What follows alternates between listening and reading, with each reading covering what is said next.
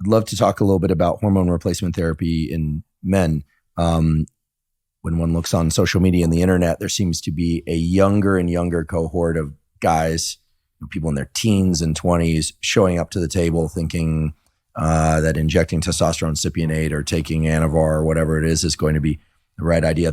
It seems to me, again, correct me if I'm wrong, but it seems to me that similar to the Attia's rule as it relates to longevity, that we could come up with a broad contour rule in which if a male of any age is not trying to get decent sleep, exercise appropriate nutrition, minding their social connections, et cetera, the idea of going straight to testosterone seems like a bad idea. But with that in mind, how do you think about and perhaps occasionally prescribe and direct your patients in terms of hormone replacement therapy in men?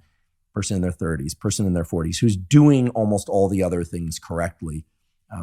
What sorts of levels do you think are meaningful? Because the range is tremendous in terms of blood tests, 300 nanograms per deciliter, I think on the low end now in the US, all the way up to 900 or 1200. So the ranges you gave are for total testosterone, of course.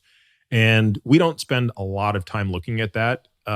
What was a low dose of Anavar in that context? But Anavar has such a high affinity for SHBG that it basically distracts your SHBG from binding your testosterone. Mm-hmm.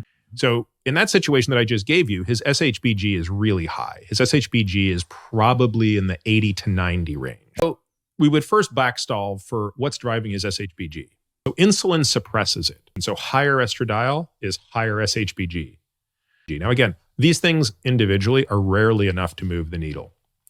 From experts like you on the use of Tonga Ali for reducing SHBG. In my experience, it does free up some testosterone.